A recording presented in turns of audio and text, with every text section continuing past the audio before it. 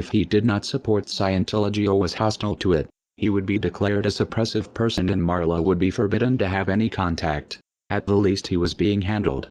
As this video shows, Kent Snyder worked regularly and closely with CCHR, actively promoting legislation favorable to them. This bill is not successful, is not passed, then 2 or 3 or 4 years from now, what you're going to find is you're going to find stories of parents who said, why didn't we work harder? My child is now subject to mental screening. He's now subject to therapy. There's all sorts of coercive measures that are going on. So the time is now. Parents need to understand that, and we're going to do everything we can to fight against it. This is important because there is an attempt to rationalize Ron Paul's involvement with CCHR and founding member Dr. Zass as harmless. On the Ron Paul forums, when a supporter points out the Scientology connection, another member tries to spin Zass as a great libertarian who is not a Scientologist nor is sympathetic to Scientology. This is bullshit. CCHR is a branch of Scientology and SZAZS co-founded it.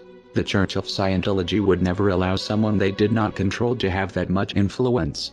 The CCHR website was registered by Scientologist Amber Smayataki. Most of the board are Scientologists. Zass denies being a Scientologist. A representative writes, sharing this battle does not mean that Dr. Zass supports the unrelated principles and causes of any religious or non-religious organization.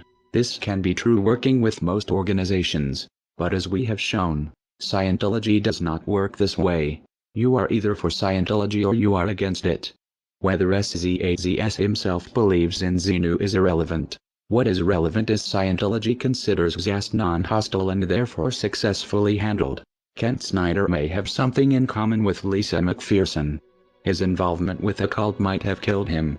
Like Zass, Scientology believes in an extreme version of personal responsibility. That disease is a result of body thetans and it is the Scientologists' fault for not trying hard enough to clear them. If they did, goes the theory, they would be free of disease. Zass doesn't push body thetans, but he does promote a dangerous distorted idea of mental illness that has the same potential effect, discouraging people from getting help because according to him any problems they have are imaginary. The CCHR was created in 1969. Founded by the Church of Scientology and by famous renegade psychiatrist Dr. Thomas Zass. From day one, most or many of the senior leadership of the CCHR have been Scientologists. And for Zass, and of course this has been taken on big time by Scientology, therefore mental illness is not real illness. It is possible Kent Snyder's untreated illness and death was a result of adopting the Scientologist beliefs that his illness was his fault or not real. It would explain why he had no health insurance. Many Scientologists don't.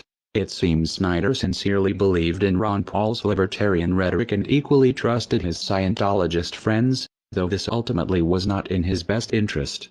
A further question arises. How many of Scientology ideas are influencing Ron Paul's campaign for liberty through CCHR and Zass? The Scientology connection to Ron Paul has been noted in a handful of disingenuous threads on the Ron Paul forum. They are disingenuous because they ask questions a Google search can answer in seconds, yet few people link to these results.